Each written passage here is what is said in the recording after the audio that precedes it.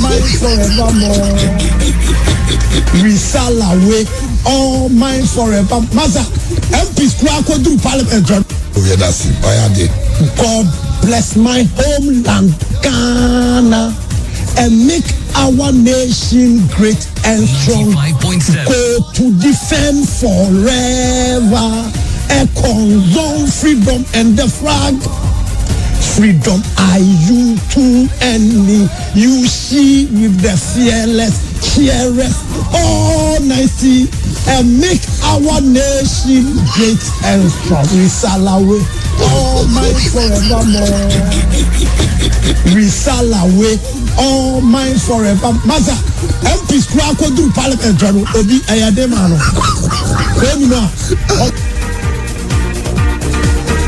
Now the pledge. I don't know. Me person me busa wan sana maka pledge. You know say o ka o don sato koko. Yes, sir, it's a pledge. And I me say yeah. So you are pledging something, okay? I promise on my honor to be faithful to the more Ghana with my motherland. I express myself with the old ways of Ghana with all my heart and with all my demeanor. I promise for ya esteem. What I say? I didn't say the wusi ya no. I didn't make no na wundi mka na say wusi yes me ho. That is just what I say.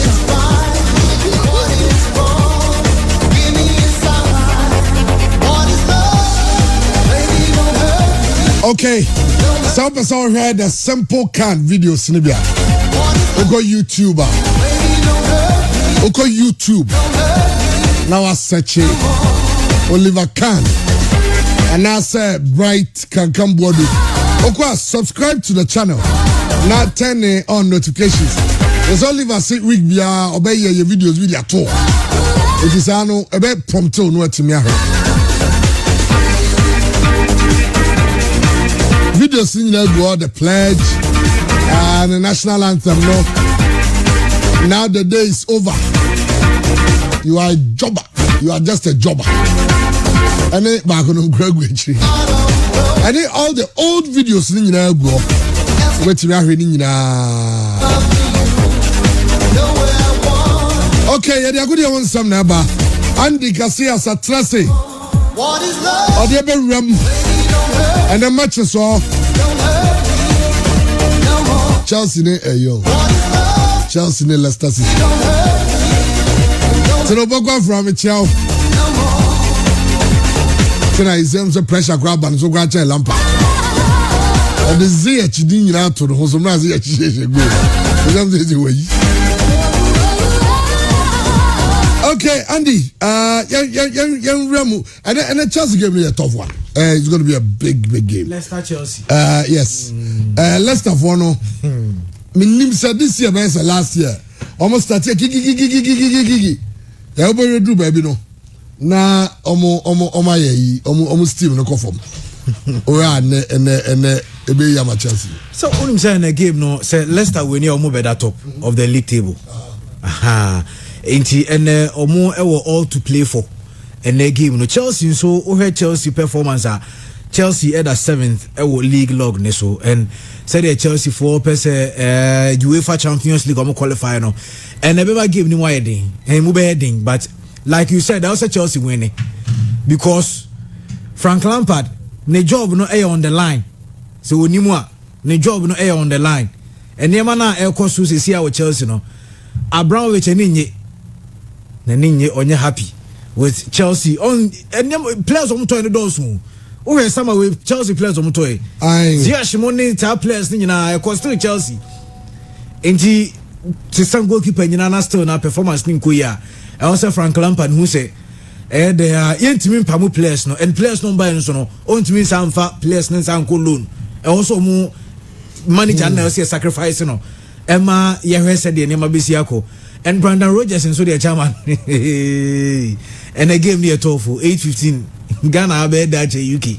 Well, and Ghana bed at UK. But you know, as Ghana had the Anakwe, some of the teams, no, now be able to see the team share, and I own him.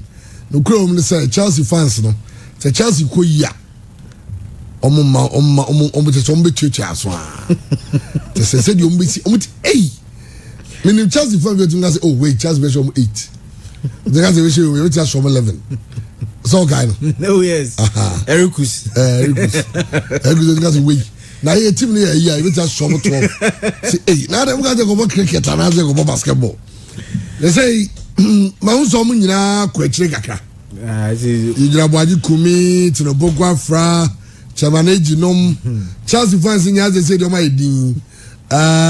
Now, Matthew, some Matthew is Chelsea. Yeah. Is a Chelsea for 19. Also, I say, we saw him about saying, was there and not testing so as to be sure be added jam so he be Navatre. Navatre, Ubes out, Mempia 19 patents and go home. Best out will be born before she will be. Now, Yanya kakra but Manchester United omo fans no omo ni gidie so no that still ana obi usade no Manchester fans all Ghana ha no even though they are league leaders who but say minima so mo gin this on league ni bi say as omo da ho ba say omo suro be bia omo dru na no omo say omo pick na omo dru no oh Zamu say minim say fufuro baby e ba dia baby o madru ne de baby o madru na say si anu de obi anya e consistency Madrid nkoye Barca nkoye Chelsea nkoye Liverpool nkoye Man City na fe na omo keep clean sheets Bayern cry against Freiburg Obre Atletico Madrid cry and shed them huniye nti wiase ankasa na e wo mu nei AC Milan nko a na chese ohun say consistency kakra bia wo mafa in fact to Portuguese league ni mo na here check bet nyina no Porto kra na eni dan so kra no Porto enko ye Sporting Lisbon na ye adwuma no enti obia o problem with consistency apart from AC Milan enti wo yire hu na odru pempenso a wadru na for a side like United there onim say Olugana social no the opinion betumi aya no aye no we exceed the expectation and that should not be United you say United there or baby sana ya confidence no so but only no see the why you cry and bro my junior Derek say Manchester United fans know that they are only watchmen of the league. In any time the owners will come for it. Okay, everything will be self-belief. Okay, but me Manchester for minimum more risk no me I say even though some that's through there but omu ni gidi also gidi brand no nyina I say gidi ni shede ni hosa. Say that Liverpool fans come back that's from the Magic League no. Manchester won't even cast on Magic League no. I see we don't win one tanto. I know we Jana City for the back. Maybe City for starting we say City 35 points, Manchester 37. Good. City one game in hand. Osha so just that game now. Over 38. I will lead the league no. When you say the two Manchester clubs. Any here is Liverpool so wait man home so. But Leicester it will keep up the pace. Now last year the NBA do baby na fe almost team no call formula afi na omun team gas bi no omun gas ni na no that just say but they say Tottenham so why mo akakra because Tottenham started league ni but now say omun sha ni ate aye otimi sha 3 na opponent na betete I sha 2 no opponent na betete Tottenham say at the point so they started believing say they could win the Premiership but after that draw against Fulham that draw no nyanya no ntia omo say there be almost smoothness level no ayi bibi o say Fulham no is on show ba untimi shenda nacha obisi me muza say o say ebia Manchester United full Man City spark from dey ban so Arsenal so from December musmu cross pa ana Arsenal there no okwenko no that's any 10th why are there that baby you free I have that 10th no there Ogasi Obi ona asida kesi de be no say 10th na omo Arsenal dey on count yeah can space ne Everton no ne Leicester name I mean Arsenal ball from the after Chelsea game after Chelsea game Arsenal ball one consider just one goal yeah need Chelsea 2 points bro but still tell me that the money top 4 cry say league need their points no there emu shut down yeah need Tottenham Hotspur that fit say 6 points yeah need Liverpool 7 points Mumbaji league way league way Is it 10 points there between Arsenal Man U and Man U? No. I have 10 points between Man U and Arsenal. 10. 3 games. Yankasi abaji. We the moon top 5. We the moon top 4. Now more 10th there. 10th there then now. Mo ben I see how say mo ben so. There ben so. I see how ben mo chenso. There ben so. Mo hana mo komasi am nko na munya so. Go so de o fra obrewu. Na nza wo kwase. Liverpool ebrewu. Man City na. Ba ye fro ba. The o fra obreche so wo kwase o. Da ye de fro embresa. Na se ya kwase an ye bre. Onzo mo adi insulig ye start mo na da suru. On say you more game bi am da suru. Matches no dos. Matches no way. Full of 3. Yes. Okay, ajabo Andy Garcia here Andy.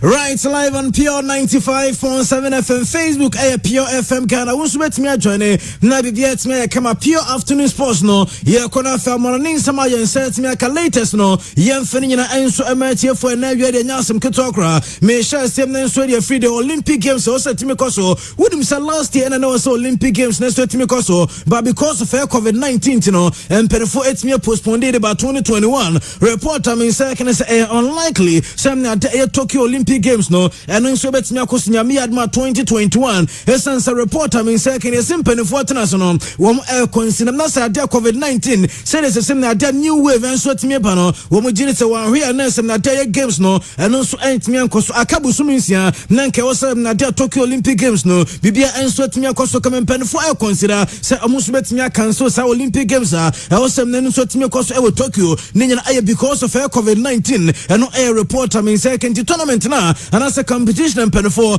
a postman year from last year at the bad this year no yes omo consider some some na cancel no kra na eno so ntimi ankoso because of na COVID-19 said the rise no enso timi ko European countries ni bi and no air report I mean say can made air to the so no so na wie me ko pim penya friends Michael Owen aso ye na say Liverpool players na some former players no e dem na there criticism so the co players no so and no na make just so penya friends John Barnes one of the criticize Brantia ni dinare Thiago Alcantara Emma enano pametena no make just so penya friends Didi Herman enso e bi by Liverpool gosa one intimation e because of a Brantia friends Thiago Alcantara Michael Owen penphobia no one hu ade ne ye one analyze Liverpool team ne ye na ono do nim say Liverpool the ntom ntimi enche goals this season no e because of a Brantia de Eddie Mohamed Salah was Salah aye selfish say Liverpool bo game amon hwa na Thiago Alcantara let me release bono Edema Brantia friends Mohamed Salah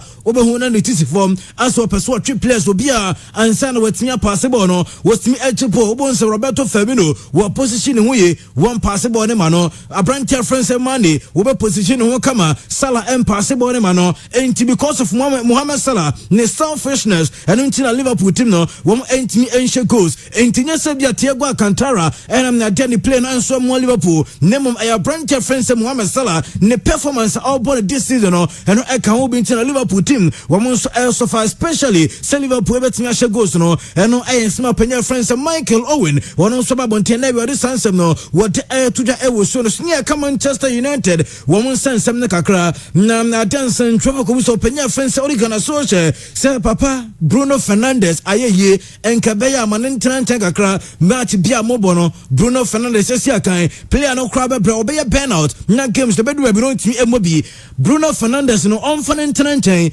Oli Ghana social si derby na yebuso Bruno Fernandes abeka churobi say wa bre no openya friends Oli Ghana social name some of this you see plan on red ne emre ochina enti so on prime nko dia Manchester United ebo game mo expect Brantia friends Bruno enso betimi start game no so on start kra wono so bebem no be bobi e di ama Manchester United boboko no eno according to manager ne dimnaji Oli Ghana social na this answer no wonom enso dia to get who latest no yet mamo enso e we so no so Lionel Messi na the red card according na no Sunday eno the Spanish Super Copa final against El Bilbao no bebaton penifo enya the verdict no enso etimedia ba the tennis penifo tennis na sem na dia the single judge or tennis no echirema branch friends Leo Messi one so na dia 2-game ban and on so tennis so media ma no entinyami adman on Thursday Barca El Copa del Rey against Bobocor friends Cornella Messi entimi emo game ni bi and on Sunday league game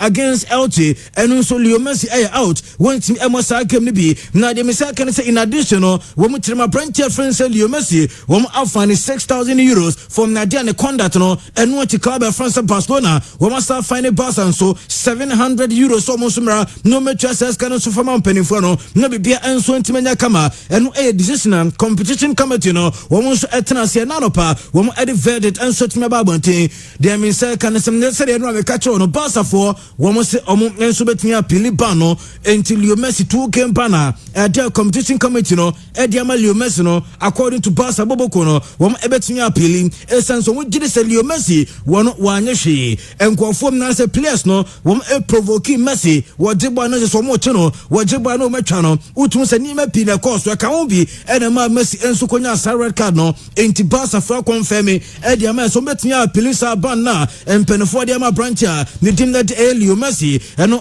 reporter men sa kan na wie ya me de sansem no enso edi tuja na sporting director friends Leonardo wono adwuma de ma PSG Boboko no opanyi no wasi nyemusa o onim sa COVID-19 era way team Ben Pan wo Jidisen obetini afford their branch friends Kylian Mbappe ne salary no esanse na nsan obetibete na se teams no wo musi players ento mo salaries so ento obusa say ene teams so many abre say na branch friends Mbappe and afa name mo pesa players no wo obusa say team Ben and ebetini na tua branch friends Mbappe ne salary ediama no team Ben and ebetini tua Neymar ne salary enso diama no according to Penya friends Leonardo was team BA ni ho 22 players no wom ebeste ewo PSG emfa wonsa na epasa branchia ye friends Mbappe Madrid Boboko no ehwe ni senya mi adma season ba na wie ya wom ebekofa branchia first Kylian Mbappe eno eyesma Penya friends Leonardo wono sporting director de club no eno wode sansam no so dia tuja ye de emamo enso ewo ye show no so Gary Neville your former player edema Manchester United Boboko no was since am no PM Manchester United no the greatest Manchester United center forwarder wono onso atimi ahia no na Wayne Rooney osi Rooney bo Manchester United no masa untimi emfa compare Manchester United almost forwards ni mu bia eno ene nsema opanya ne din enso edi Gary Neville wono ababonte dia tuja sansem no yet tiefo ewo so no so people to branch friend said David Alaba as to say obe free am na so free ba munchina all join Real Madrid said na nsem neba no ene Yakobusa ne papa friend say am na dia George Alaba papa ne say yemfa ento just enero kre say ne bana completing the medicals assign contract e de my club friend say Real Madrid Boboko no papa ne say sansem no enya no krenemu agreement enso tina koso say end of the season ne buy friend say David Alaba every free club friend say ba munchin and of course Madrid team wom show interest enya Madrid team ne ko say na na make us a PSG and in Boboko and as a Manchester City no show interest no according to papa friend say George Alaba was a certain thing show interest in enya no cross player no one some completing the medicals e de ama Boboko friend say Rima da wom say nra why medicals there nemum na medicals no injury and enso timika e no small upon so dia tuja ye de ema mo enso we ye show no so yen hwe Besiktas some players no na me pacho chairman hwe sa pictures we ye Besiktas the tennis supporters no omo enso barbecue party na omo barbecue party no na omo atonsa day afraid team no players barbecue never party so. Okay barbecue fantastic na players no so after training and anopa almost so echo joining supporters now he said the players need to nama utumu sampa na bibia e kama pictures no and I already go Facebook no Besiktas ewo Turkey players no omo wie training na na omo joining omo supporters into you omo COVID David go then some just mask say where you do no mask oh so say players need your mobile no mo mask but supporters yeah crucial or se film bi mu kila ho mida yeah and players need to turn am we mean say we a boss one there. Oh, the sausage also allow to cry yes I do. Let's need to turn am. Aye. Now we have to say the num yende pa. So do see aso adie ma. Only supporters in the Only supporters no. Nice idea but wrong timing. I mean COVID no. This COVID season in Tiana. Oh yeah, because say a testimony players na. Na who he has some nya them as a supporters nem kwa na hihye max no. All the players need omun hihye bi. Supporters nem kwa na hihye max no. Players need omun so we training to obere nam kakra no akufi. So omun we nam no omun nyedu. Na omun gina park ni so a bibia e kama. Besiktas won no. Okay. For Besiktas then see omun say Manchester for not charge on me. So we give Manchester United I win the league at all cost. Can you please concentrate on your Arsenal and leave us alone? Pato message or their band. Who a number of them now? Okay. Pato. You concentrate to Arsenal no so amati. Arsenal no. They say to the Boga fan is say why mobile. The mobile you know say Chelsea nko ye. Chelsea is maybe tina some big league no. Chelsea fans no. What they say Gogula we grand can not to Liverpool 4 games or 1 goal. Say e so e tu obia. Ti ka chom say o munya botre. Na na kwesi by mama can come trust me Man United will win the EPL. But we don't want to talk too much. That's why. Any am say why yi musru. Ba hu na na jima bom. Osi Jaumu so Chelsea for operation Lampard must go. Eno muguso a well, yes, every Ghana Football Association.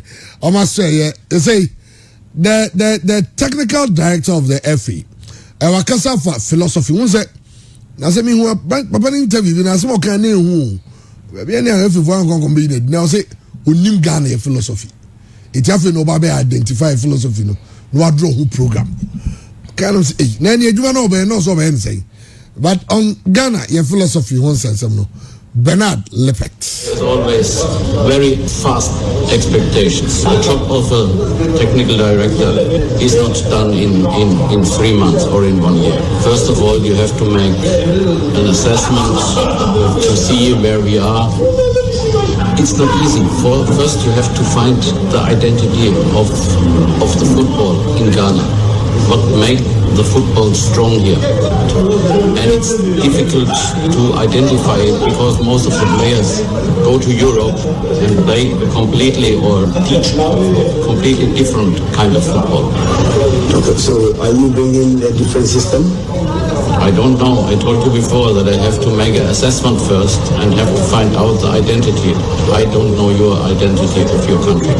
When I found it out, I will see, but for sure we need some changes. Okay, I'll say also finding out the identity. No, or we are but definitely be changes. Nasema or the Tudano could have you Gaga chairman or no answer some place Gaga for trouble money beam. Now I can say for the relationship between Gaga executives and Niket. You said Yabakwa, aha, Gaka, your football Gaka, nan saying Gaga relationship with the ESCO, and I say the people running Ghana football. That's a gap, but could have you say the relationship between you and the FA president, GFA. No, I said the current FA president, after me free Gaka as admin manager, me call Ashgolden, he took over as the Gaka admin manager. And you know, also the relevance of Gaka. And before then, 2006, Satano Manchester, when he was residing in Manchester, or the offer be Brea Ashanti Gold. Emma me call Liverpool. We almost struck a collaboration with Liverpool. Kakitikiti and Daniel Opare call Liverpool. It was through the instrumentality of the current FA president. Your relationship long before Obeye FA president. Relationship between the GFA and Gaka there. Excellent. The fan is excellent. I'm say COVID sky by Kurano, but me tikakra magaka. Yes, we share how far. So sa nyankufano, don't forget. Sa nkrofona wo na nkrofona wo eskususu. Nkrofobia. Omunya efu football mo ye Gaka members. We share around the abe nana Odro Safo. Onusu contest Gaka chairmanship no. And wanya sisi wo Gaka treasurer. Mr. George Amaku. Onusu sia o esku. The relationship is excellent. Sa relationship na ma etimi ehwiboma ye ko home minister ayanya some relief. they are my members. And as for the relationship, excellent, and we are all enjoying it. Well, I know you're good of Yano Gaka chairman, then some of the Truda, and so no, Obi Lendanson, so in the power. Lendanson, yeah. So only in Yanuku yeah. Linda, I meet. Oh, you meet, yeah. okay. Yeah. They say on the CEO for Liberty Professionals. Yeah. Now, Lendanson says almost planning. Said they want to expand the seating capacity of Dansuman, Liberty Park. Now, teacher Liberty. I mean, Dansuman about Hong Kong. Not long ago, I was speaking to Honorable, I don't want to mention, about how we can involve the community in Liberty. Liberty Dansuman, and I know my people. We are bougie. It's the Obian Park now, and it's one of the complaints that I've heard. They want comfort, and it's something that they are not really finding on the Liberty Park. So that is one of the major issues I have identified, and I'm working very hard to fix. Because if we have a capacity of, say, 5,000 seats, I'm sure Dansuman people would love to come. Obenya baby comfortable at na. It means ya kataso. I'm sure to embono. Area ba ensheno. Now we can add added value. So you saw about a cup, a bottle of water, obenya, be involved with all those things. All that Dansuman so was different locations are well known. Now you're involved to say about roundabout here, golf filling station will be any how only golf filling. But that's my fizzles events and pop. Yeah, any how only spices, snails and coffee. So we can involve all of them and find a way to involve the community. Well, I know Linda and so, but okay, when you know, so osa the appeal be the akoma players are omenyam faso pi e free Liberty ho. Suleiman Tai, Michael Lysianum, and all those players. I say, Omunchomanimbra, no more Liberty. I always say I grew up with some of these players. Some of these players lived in my house, grew up together. And they were known as my older brothers. But Mika quite castrated because I was little. And for some reason, I don't know, but sometimes I'm very disappointed, not because I feel said they should carry their monies and bring it to me, but sometimes your presence alone. But me player now in the casa. No I change say nami wa how. But anyway na me and see hana me drew. You know, those are some of the things I expect of them, because the least you can do is to give back came from. But for some reason, me nyame me aka say obafie. That's a friend me nua bema. Derek Boateng. Sisi one right to dream na yejuma. But whenever I need his support in terms of scouting, FM 95.7. Which I think is all we can ask for. That kind of appreciation. That's all. But so for some reason, I don't know. I always, any chance I get, I call on them. Say, come and give the little support that you have. Well, it's Lendanson appeal lawyer to all players of Liberty. I say so far they're Derek and they be all around, and so ebe support omo. And I know penny be told just Santiago finally me announce omo partnership deal with Southampton. Now no any populi David Obing no ekasabe ku no ibusa no the church mu say Santiago omne Southampton and Eshibu. One of our main customers, we want to develop a partnership with a solid brand in the EPO. I found it really celebrating ability so much from the brand. Now, we have another Southampton doing treatment at the buyer and onto the buyer. And another great, but key among the development of our academic system to match that of Southampton. And coming to Southampton was one of the best academies in the world, looking at the product from what more producers. Remember, I updated the system for us But right from the start, the finish line as well, clear alcohol programs, the technical team, or management staff, any other areas of the club, we stand to benefit from this, like you say, it can help lift the image of the next level. Okay, and you know, I David Obey or confirm my say sanity, and I busano say, I dey a TV play, maybe Sunderland. Oh, I'm there. Bobo Kwan on Chogo Stadium, as I'm taking a partners, but and one in the tea. If I Shadan Tim was in Bim and a die out. Now, wait, Unquesa. The fact that we are keeping for the uncle that is still love but more intentionally form another partnership as well. But if you look to this kind of every angle the something that you are very, very particular about, they want to develop it. But I don't think the club that already has good relationship with and that's one of the reasons why the best to come out of this and whether you are ready to meet the full benefit of it. But I can tell you both, this management involves the serious management and serious they are not ready. Well, I'll say this management is a serious management and they are not here to play. Some of you be na omo etimi enya ejabibi ansa na tebi ombe free kotoko kra mbibia ebeba omo ansa no mefrio eno eye ne nsema odi tudwa na asante go justice no replica no so ebusa eno so eho asem you can say it will come at the end of the month, so we are all anticipating and we hope that very soon it is every person will come, it will come.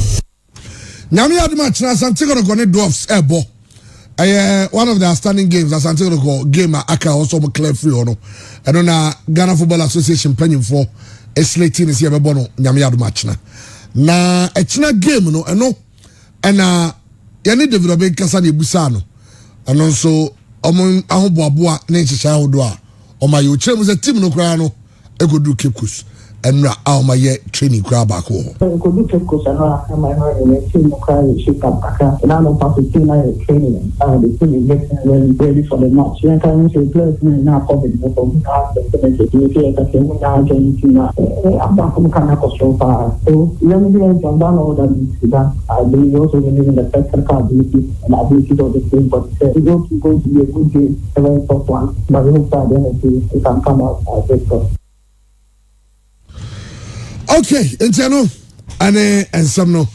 Alabi, many quick comment, but I'm son, me, Chewy. I will say, China CAF, CAF presidential race, no, elections, no, Ebekoso, or March 12th, or Morocco. At the chance of South Africa, I will say, Patrice Motsepe, Onona, Mamelodi Sundowns, Ono, or CAF presidency. Na the campaign manager Danny Jordan on the campaign man. Okay. So I contacted Ghana Football Association. Okay. So go pay vote. Okay. If it is a catch on so okay, yes you agree. Okay. There are a few consultations near. Okay. Maybe I vote in Bako. Okay. Until I say I don't know. Well, so Moise Katumbe so you're interested. Yeah, Tiki Mazembe boss. And a tough contest. Yes, number one final list no crowd. Yeah. Oma pass eligibility test no. Yeah. Remember for Ansana. Yeah, sorry so. Sika Kono 5 months as your chairman. CKC Amayo. Amaye 5 months. Amaye chairman. Was it last time coach? Okay. Amaye chairman. About no part say yes good. Yeah. And they say what denies yes 5 months and then you know 2 months 2 months they drew they say why you man 1 year 1 year and they trying to get 2 months yeah and then touch me all the year but my case no they don't complain say Duncan there no so no koye say bronya say checks no koye bibi until I'm not too sure say no so no there na to me clear until obia what I can say about this story say obia want a 2 month salary. But as at early this year, na Duncan Diana and reflect here, but CK Diana reflect. And in reports about 5 months, I was a bit surprised and lo and behold, penny or more ankasa no my friend CK na ankasa friend ministry. Ebi so almost say na sika no move ya na mwetia difference will move. So I feel I'm the bank. nti afi na omu processing checks na ma na oka se wetu ya dia na pressure ebe opanyin so no eso nti no kra won say sika no reflect but 2 months there no there where they ask kanaba 2 months 2 months there ba 2 months is so 2 months chama 25,000 mienu 50,000 dollars easy small money. Obediache. Yes, Obediache. Yeah, share the Musa Nyame Boy China CK Beko Cape Coast. No akɔhɛ kɔtɔkɔ ne dwarfs game no. Mr. Lepet, no cry on his opinion on share na dwuma ase. Or that's one in nam in fact, only coaches ni bebre din komo a oshia omono mere introduction meaning say COVID-19 preventing from properly undertaking a good start there. But no cry on say in some way can you say fe no oba Ghana your philosophy I mean he's not started work. I think we'll have to dig deeper into this story and find out why Lepetin share nejuma say say holiday na no so mu waba mamu ha o hwehwe ni o manti nsem kan de no krepa adwuma ni de onya nhase nyame bo akina I'll work on this story and I'll give you further details on that. Stakeholders there wo adwuma ko bia mu na mo amoyema adwuma de ne ko na nim no munni nkitahudi eso ani a is the job that surface and the frosty relationship anewo the former FA president Kwesi Nyantakyi and even the current administration as far as the Ghana League Clubs Association are concerned. Into the forward movement of Ghana football no here, say clubs ni welfare body any the association is of the association proper football association, you know. Omo ebe collaborating in a lot of ways. One, player welfare, coaches education, general improvement of play, equipment, of course, general ideas. Ghana football between I'm excited. So for the very first time in close to like 3 or so years, finally Galka is admitting, say they have a very good relationship with the Football Association. It's good for our football. I'm hoping, say, omu elections, problems biamba. Now at the end of the day, relationships are all in Yano and say. Luckily enough, Senior Kujofiano Kaino, they have omu onkrofobe brea, omu awojidie with the principles of Galkanim. For example, Mr. and Dr. Ransford Abia, omu susu say inkano Galka kwanya efasuko efina Kwesi Nyantakyi be free hono. They have to mend those bridges and all of that. So that relationship no ya dear bakwa make sure any say a bit me. But now you talk about CAF, the announcement and CAF the statement babonting. Candidates are no more printing and big on boys cartoon me now no ayumzi. Who are you need to go for presidential at the because I know I didn't. You see, only say omo mo printing now after integrity in 2 and you certify omo.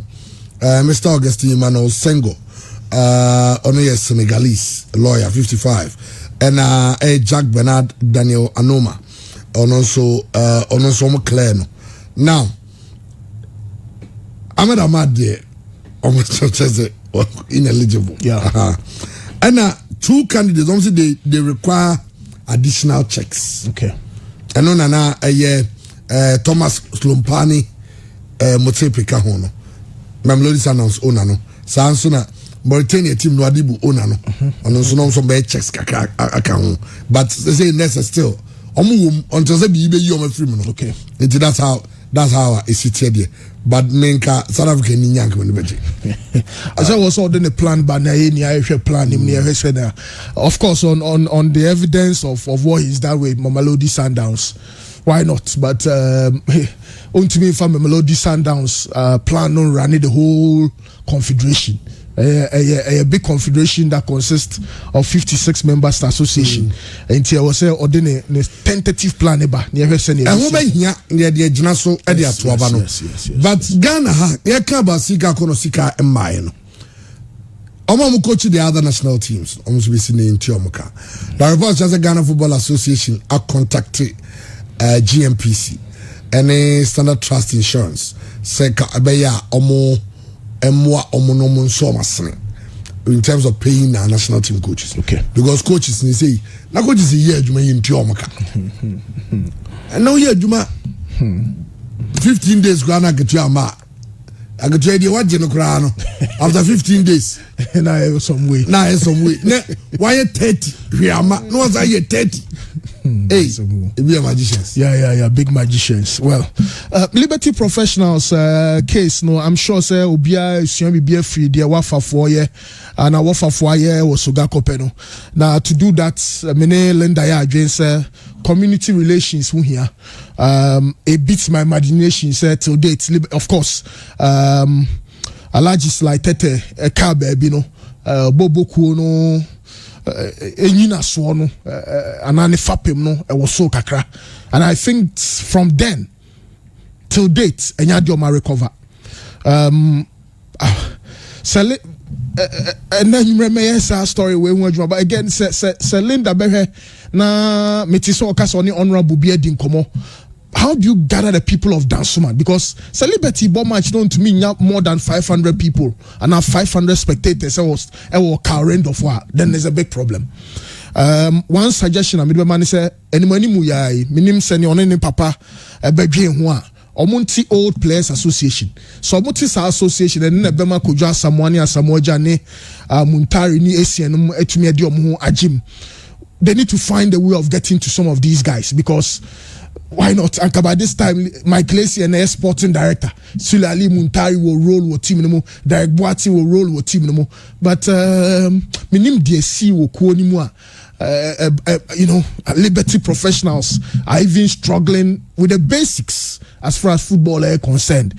And again, I'll work on this story and find out. I will need to investigate why Liberty Professionals are struggling to attract boys or more platform. And yet the situation of say team say obi nipa ba go be diano. Yeah. Say oton player no kwa o ma player ni feel part of the team. It is the player no kwa they are definitely player no be van do. Ma be aduma na be also be ma on wi. But like you are saying say oye be all players. Now mo stake in the team. Not necessarily shares. But mo stake be say okay. Eba my drink to wunya. Yeah. Ati aseti enu mbehia ebi a say the corner corner. Yeah. Some mom feel sometimes some other contribution go on your boy. They will feel say the corner they come tie. But some of them say also no who's also bad. Yeah. I say Akwaya Ogo share the teacher because no teacher near or try wade no say I want them go school and just school fees. What you say? But oh that na kwe. Yeah. Ono so be say born and boy is what told me. Yeah. When you see you journey also tell me Barman bako feel so yana no even schools are quite to your school fees no. Or matia they even old students association. Yeah. It's almost for the come and help. Yeah. But the command yes I go be pen baby at because everybody say as my school fees and I'm so much my dear amiko. Yeah. But on no to from small teams no and only one of some of the things they should do can fight our car. Yeah. I like to go no going to me. Okay. Now the question so pound the management so much. See you. See you there. Minim the NTM say no cry chill because I'm say story ni buy. My dear son, as a management in Yago no man. Also. But I like the goes up. But I need fear no call. Also pay investor. Yeah. Also pay invest. Or Alhaji's problem he also losing control. So losing control of King Faisal. Yeah. Just like any of them. Only teams in Yano. Over some my team ya my bra. Maybe I like the only chips I'm easy. Now my boss mum cry mum I'm so much that I don't go ball and yes can I'm Bobby Tom team. What I say? Maybe I never talk. Yeah. But I don't bet me I can say I take a percentage. So slow best hard the end of the year. Your teams will struggle. But luckily for King Faisal, no, Yusuf Alasa Chief Sayan Adrian says strike justice no the better. But strike justice name say companies bidding on Rig World. Dr. Kotoko board chairman. Kotoko board member. Sorry, Aban. Amwaban. Ne company no Rig World. I'm say when I'm say Eco Bank ewechi nti was all sorties our corporate institutions ni we asana or the jerseys no am so pom beboa King Faisal the be jerseys no originally omo ba be take over no this our companies neighbor they come the omo ba mra na nti omo print jerseys ni that tanko no ba take over no nti omo print jerseys na go I guess I'm say total valuation of the jersey is 60,000 euros but deal number nti jerseys ni go nti King Faisal so omo ne Agamel do I know that George Amoako any problem because home and away wages 2 sets and now George Amoako say okoto or the buy and our for buy no so say sponsorship so then your home and away your mouth traveling back crown count into ama alaji ne the management no many problems. I'm sure Sir Chipsa is leading the way. I mean, as a former player, person marking Faisal to me economy. I'm to me sort out those problems in Kwandia. Benya strike justice national for free, absolutely free. And yadio mo ebetuya 1 CD cra. So back to Liberty Professional situation. You know, I'll talk to Linda, find out what the problem is. I will try find solutions to the problem. But initial reaction is I was so more establishing great community relations. Down Sumania. Big suburb. At least Liberty Professionals say Boboa. I was so munyandi pabe 5,000 and 10,000 crowd at stadium. And beyond that, an old players association Subeboa. Any role Ben and Mike Lacy and Nomnisula Ali Muntari num any Asamoah num any William Thierry, any Michael Hellebenum roles Ben or background or play within the setup. All of that I was seeing clarity. Now Liberty Professionals say to me economy. Kumasi Asante Kotoko partnership ne dem say nanopa ya boswa ma obia NJ senior sa partnership ne sieko. What is important? How do you service the partnership? Then I was a Kotoko Emma Southampton for energy. Then I was a Southampton for Emma Kotoko energy. And the sense here what Ghana and our concern will be about Kotoko's relation with the club and our Southampton Bobokuno. Me assure say Nana Amponsa and San Obeji Jumedieno on all former chairmen of the club, of the club, Edin Komo, including President Kufuor, of course, Dr. KK Sapon, and especially Dr. KK Sapon, Mredmuna, Sunderland, Nebae, Mestre, Nana Befa, a Futuobia, Dr. KK Sapon, the Mano, a fat Sa Sunderland deal with any Oro Pokunti, Nemrenosua, or no so Mreso, and a deal no so a collapse here. Then they see a Sunderland deal no collapse here. All of those factors, so Kabomua, a Bema clearer picture as to how you'll be able to service Southampton for more partnership because look, a stepping block and a stepping stone. Misusu say enya ha na Kumasi Asante Kotoko in terms of international partnerships. No mubewi. They should be looking at bigger ones, of course, the Bayerns, the Real Madrid, and the Barcelona. Since you start with a step, and the step is Southampton. Into the basics and our foundations, no writer. A hodl now bet me attracted the bigger boys or more proper investment. Sometimes beats my imagination. Say Barcelona for academy or Nigeria, or more academy or Krobi, Real Madrid or academy or Krobi. So I think I'm say Barcelona or academy or either Rwanda or Uganda. Bako. Hey, me be someone saying to Rwanda na Uganda no talent ben pa ne wo promo a e Ghana. Inti idea back one. I was say my drink cost now in future no you bet me attract some of the elite clubs in Europe. So important. But again, as a kuono jinani a fasa deal we no so no mesre other clubs had to work Medema, Ash Gold, almost emi omo omapono to omo rewremu so be a bet me your partner be obet me aboa ama generally because it's always in the interest of our football. See nyenya say 5 Premier League clubs are or more partnership back or partnership in the Premier League, partnership in the Serie A, partnership in the Bundesliga, partnership in Australia, Norway, Denmark, Sweden. Player sale, player purchase, general improvement of your football. No, a bit to me acronym. Okay, Andy. Fabo for the brand of you.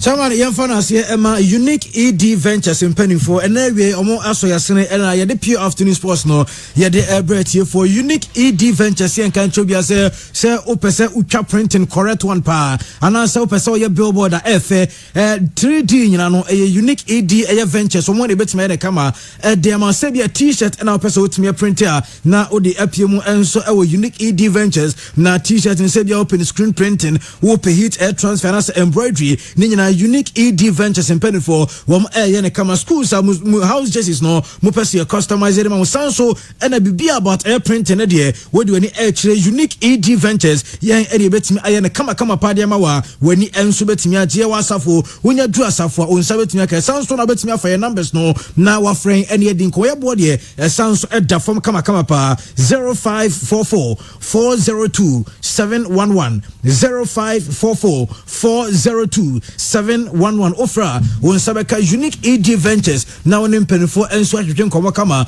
na say Frims Enterprise say upe TV upe air fridge upe air conditioner blender upe air washing machine stove and a microwave oven upe bibiti sa rice cooker home theaters any machines de pam nyema nyina no and now say Frims Enterprise na medical car no ne nyema no air quality ne bono esanso eta form kama woto na ya sanso acho kettle blender iron and a t-shirts nya sa cha obi area piece open na say wo Roman Hill unya dru Roman Hill wo bi say obi asa open na say onsa enso betinya kan betinya frɛ no e wo 0247 766289 0247 766289 wonsa enso betinya ka ampani for rocket omo ede eye pakum capsules enso ede abedwa so pakum no e wo se obi a ema ne setumi kebe so ye bama nko ade a wonya eye pakum capsules eno ene ebo sexual weakness ebetu as male impotency premature ejaculation low sperm count no nedra ene pakum capsules wo many capsules ne bia no no wo benya ahoden watimi dia bodwuma wo mpem kama wo pe bia timi ato pharmacies na afi chemical shops no wo kwa onsebe kebe so peredo a eye alaba bobu station ye ne sika fie no ena edem dental Pantan Junction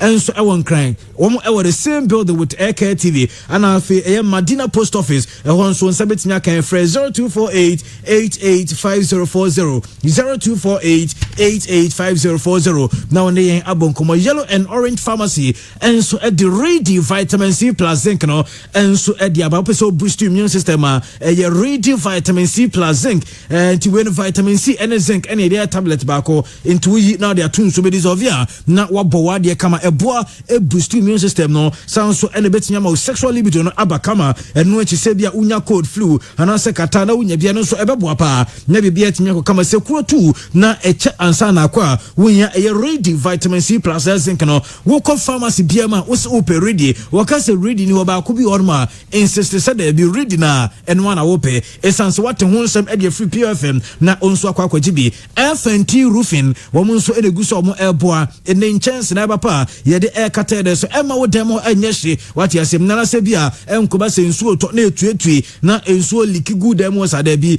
wura ye FNT roofing aso ya utun sampa ye niam na aye quality ye de free Japan na fe German ene de aba say ye chance da ye na doa ne nyina FNT e wo quality ones a ye de be auto ade so 10 years warranty esa wo to eno achi ye ma flexible payment terms a wo so betimi de twanka kra no achi no wo person ye estimation a ye be ye free enso de ma o eyem na FNT roofing ye wo airport runabout Boachi Danko Junction wa ena wo sabetimi aka FNT wo frɛ 0574 000 304 FNT roofing was a classy touch expensive look ne bibia ye kama trade winds comers wo mo ena edi for pain tablet no enso abedwa so sewuti wo chirika sem na se fever etati gu so a wo hia for pain tablet eno ede bebo for pain syrup enso ye nkwada de ntimpanifo enom tablet ema ne 2 hours no na wo de syrup enso de man kwara ye sounds so trouser 500 tablet and suspension enso nsuro no e family duema e agibi eno ebetimi abo sounds so na Radios cough syrup enso adwa so Radios baby Radios junior Radios adult wo onya code na se obo wakata wonya Radios ne bia ebebo leading pharmacies and chemical shops no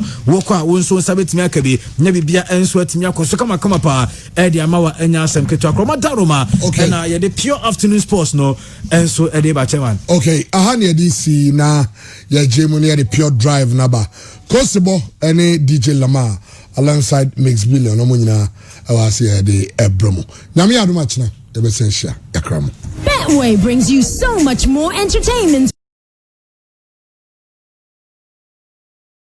Jackie, so we will be a winner who are there just to send me and Pimpino, you to me 5 gems if in Kitsadia, you need your Brucia, your fans, any and for any. Nanso, wobetumi abɔ ho ban. Use Adonko hand sanitizer debia any brebia. Every say yetumi fa germs every nyama yensa isom. Adonko hand sanitizer betumi abɔ ho ban debia free germs, bacteria ayini ihu. Adonko hand sanitizer. Try odo.